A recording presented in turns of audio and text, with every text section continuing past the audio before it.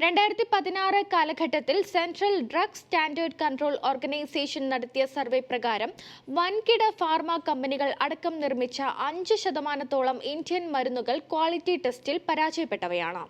2022 ഈ ശതമാനക്കണക്ക് ഇനിയും കൂടുമെന്നാണ് പല പഠനങ്ങളും വ്യക്തമാക്കുന്നത്. അതിന്റെ ദുരന്ത ഫലം ഇപ്പോൾ കേൾക്കുന്നത് ഗാംബിയയിൽ നിന്നും. ഇന്ത്യൻ നിർമ്മിത ചുമ മരുന്നുകൾ കഴിച്ച് ആഫ്രിക്കയിലെ ഗാംബിയയിൽ 66 കുട്ടികൾ വൃക്ക തകരാറിലായി മരിച്ച വാർത്ത കഴിഞ്ഞയാഴ്ചയാണ് പുറത്തു വന്നത്.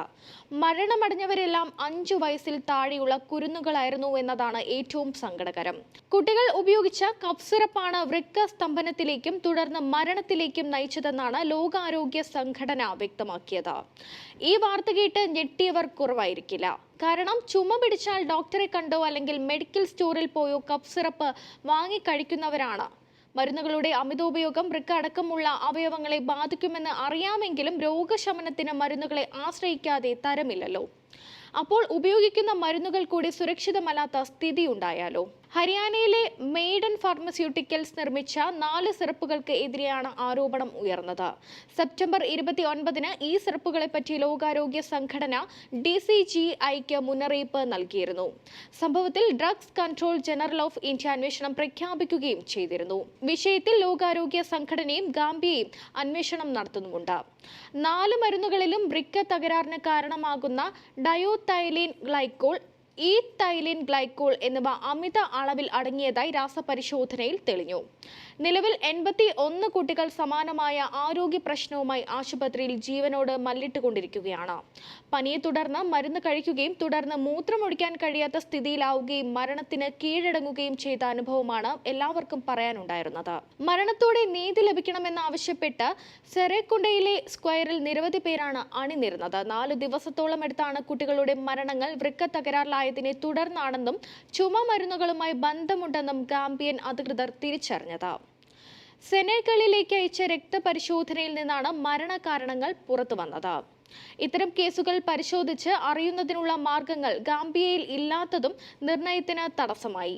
മലേറിയ, ആസ്മ, മെനിഞ്ചൈറ്റിസ് എന്നിവയ്ക്കുള്ള ചികിത്സയാണ് അതുവരെയും ഈ കുട്ടികൾക്ക് ഡോക്ടർമാർ നൽകിയിരുന്നത്. അതേസമയം central drug standard control organisation, Haryana drugs control അടക്കമുള്ള ആരോഗ്യ വിഭാഗത്തിന്റെ എല്ലാ പ്രോട്ടോകോളുകളും കൃത്യമായി പാലിക്കാറുണ്ടെന്ന് മെയ്ഡൻ ഫാർമസ്യൂട്ടിക്കൽസിന്റെ ഡയറക്ടർ വ്യക്തമാക്കി. 2014 നേരത്തെ ഇന്ത്യയിലും സമാന സംഭവം അരങ്ങേറിയിരുന്നു. 2020 ഫെബ്രുവരിയിൽ ജമ്മുവിലെ ഉധംപൂർ ജില്ലയിലായിരുന്നു അത്. കോൾഡ് ബെസ്റ്റ് PC എന്ന കഫ് സിറപ്പ് കഴിച്ചതുമൂലം 12ഓളം കുട്ടികളാണെന്ന് മരണപ്പെട്ടത്. ആ മരുന്നിലും ഡയത്തലീൻ ഗ്ലൈക്കോൾ സാന്നിധ്യം കണ്ടെത്തിയിരുന്നു. തളർച്ചയ്ക്കും ശ്വാസതടസ്സത്തിനും വൃക്കയിലെ തകരാറിനും കാരണമായ ഡയത്തലീൻ ഗ്ലൈക്കോൾ അടങ്ങിയ മരുന്ന് പിന്നീട് നിരോധിക്കുകയും ചെയ്തിരുന്നു. 1973 ചെന്നൈയിലെ എഗ്മോർ ആശുപത്രിയിലും ഇത്തരത്തിലൊരു സംഭവമുണ്ടായി. അന്ന് 14 കുട്ടികളാണ് മരണപ്പെട്ടത്. 1986 മുംബൈയിലെ JJ ഹോസ്പിറ്റലിൽ ഇത്തരത്തിൽ വിഷമയമായ മരുന്ന് കഴിച്ച 14 പേരും 1998 ന്യൂഡൽഹിയിൽ 33 കുട്ടികളും മരണപ്പെട്ടിരുന്നു.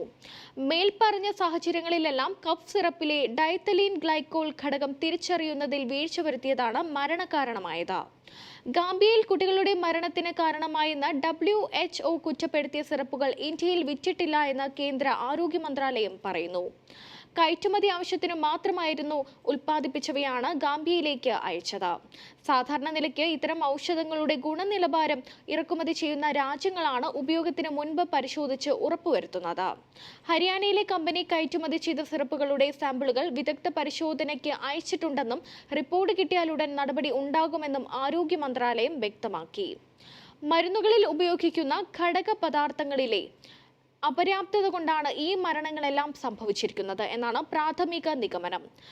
ഡയാത്തൈലിൻ ഗ്ലൈക്കോൾ തുടങ്ങിയ മായം കലർന്ന അസംസ്കൃത പദാർത്ഥങ്ങളാണ് ഉപയോഗിച്ചിരിക്കുന്നത് എന്ന് സാരം. പല മരുന്നുകളിലുമുള്ള ഒരു ഘടക പദാർത്ഥമാണ് ഗ്ലിസറിൻ. ഈ ഗ്ലിസറിനകത്ത് മായം കലർന്നിട്ടുണ്ട് എന്നായിരുന്നു സൂചന. ഇനി ഇത്തരം അപകടങ്ങൾക്ക് ഒറ്റ പരിഹാര മാർഗമേ ഉള്ളൂ. മുഴുവൻ കമ്പനികളുടെയും എല്ലാ മരുന്നുകളും പീരിയോഡിക്കലായി നിലവാര പരിശോധനയ്ക്ക് വിധേയമാക്കണം. വ്യാജന്മാർ അല്ലാതെ ലൈസൻസ് ഉള്ള കമ്പനികൾ പുറത്തിറക്കുന്ന ഗുണനിലവാരമില്ലാത്ത മരുന്നുകളും നമ്മുടെ നാട്ടിലുണ്ട്. രാജ്യാന്തര നിലവാരമുള്ള മരുന്നുകൾ നിർമ്മിക്കുന്ന ചെറുതും വലുതുമായ കമ്പനികളും ഉണ്ട്. മറ്റൊരു വിധത്തിൽ പറഞ്ഞാൽ എല്ലാ മരുന്നുകൾക്കും ഒരേ നിലവാരമല്ല ഇന്ത്യയിൽ. ഉദാഹരണത്തിന് ഏതെങ്കിലും ഒരു ആന്റിബയോട്ടിക് എടുത്താൽ തന്നെ അത് നിർമ്മിക്കുന്ന 100 കണക്കിന് കമ്പനികളുണ്ട്. അതെല്ലാം മോശമാണ് എന്നല്ല, പക്ഷേ 100% പരിശോധന കഴിഞ്ഞ് മാത്രമേ മരുന്നുകൾ പുറത്തിറക്കാവൂ. ഇപ്പോൾ പല സംസ്ഥാനങ്ങളിലും ചെറിയ ശതമാനം ടെസ്റ്റിംഗ് മാത്രമേ നടക്കുന്നുള്ളൂ എന്ന ആരോപണങ്ങളുണ്ട്. കൂടുതൽ ടെസ്റ്റ് ചെയ്യിക്കാനുള്ള സംവിധാനങ്ങൾ കണ്ടെത്തണം. എന്തുകൊണ്ട് ഗവൺമെന്റ് ക്വാളിറ്റി കൺട്രോൾ സംവിധാനത്തിന്റെ ഭാഗമായി കൂടുതൽ ഔദ്യോഗിക ലാബുകൾ ഉണ്ടാകുന്നില്ല? മാത്രമല്ല, ഒരു മരുന്ന് വാങ്ങുന്ന രോഗിക്കും കുറിക്കുന്ന ഡോക്ടർക്കും അഥവാ അത് സുരക്ഷിതമാണോ എന്ന് പരിശോധിച്ച് നോക്കണമെങ്കിൽ അതിനുള്ള സൗകര്യം ഉണ്ടായിരിക്കണം. അതും നമ്മുടെ ആരോഗ്യ സംവിധാനത്തിൽ ഒരു ചുമതലയാണ്. ഈ പരിശോധന നിശ്ചിത സമയപരിധി വെച്ച് ചെയ്യണം. ഒരു 5 വർഷം മുന്നേ സുരക്ഷിതമെന്ന് കണ്ട് അനുമതി നൽകിയിട്ട് ഇടയ്ക്ക് മരുന്നിലെ ചേരുവകൾ മാറ്റിയാൽ പരിശോധനയിലൂടെ തിരിച്ചറിയാൻ സാധിക്കണം. മെയ്ഡൻ ഫാർമസ്യൂട്ടിക്കൽസിനെ കഫ് സിറപ്പ് ഉപയോഗിച്ചതാണ് ഗാബിയയിലെ 66 കുട്ടികളുടെ മരണത്തിന് കാരണമെന്ന കണ്ടെത്തൽ കേരളം അതീവ ജാഗ്രതയോടെ കാണേണ്ട വസ്തുതയാണ്. ഇന്ത്യയിൽ തന്നെ ഏറ്റവും കൂടുതൽ മരുന്ന് ഉപഭോഗവും വിപണനവും നടക്കുന്നത് കേരളത്തിലാണ്. 65,000-ൽ അധികം ബ്രാൻഡുകളിലായി 3.5 ലക്ഷത്തിലധികം ബാച്ച് മരുന്നുകൾ ഒരു വർഷം കേരളത്തിൽ വിറ്റഴിക്കുന്നുണ്ട്. സർക്കാർ മേഖലയിലെ സൗജന്യ മരുന്ന് വിതരണം കൂടിയാകുമ്പോൾ ഈ കണക്ക് കുതിക്കും. അങ്ങനെയുള്ള കേരളത്തിൽ പക്ഷേ മരുന്ന് പരിശോധനാ സംവിധാനങ്ങൾ അത്ര കണ്ട് ശുഭകരമല്ല. 3.5 ലക്ഷത്തിലധികം ബാച്ച് മരുന്നുകൾ വിൽക്കുന്ന കേരളത്തിൽ ഒരു വർഷം ആകെ പരിശോധിക്കുന്നത് പരമാവധി 15,000-ൽ സാമ്പിൾ മാത്രമാണ്. സർക്കാർ മേഖലയിൽ നിന്നെടുക്കുന്ന സാമ്പിളുകൾ കൂടി ചേർത്താണ് ഈ കണക്ക്. അമിതമായ മരുന്നുപയോഗം നടക്കുന്നുണ്ടോ? ഡോക്ടർമാരുടെ കുറിപ്പടിയില്ലാതെ എത്രത്തോളം മരുന്നുകൾ വിറ്റുപോകുന്നുണ്ട് എന്നതിലൊന്നും സർക്കാർ സംവിധാനത്തിൽ ഒരു കണക്കുമില്ല. അമിതമായ മരുന്നുപയോഗം വൃക്ക രോഗത്തിന് ഒരു കാരണമാകുന്നുണ്ടോ എന്നതിലടക്കം പഠനം വേണമെന്നാണ് വിദഗ്ധരുടെ അഭിപ്രായം. ഈ വാർത്ത നിങ്ങൾക്ക് ഇഷ്ടമായെങ്കിൽ Kerala Kaumudi news YouTube channel subscribe ചെയ്യൂ. അഭിപ്രായങ്ങൾ കമന്റ് ചെയ്യൂ.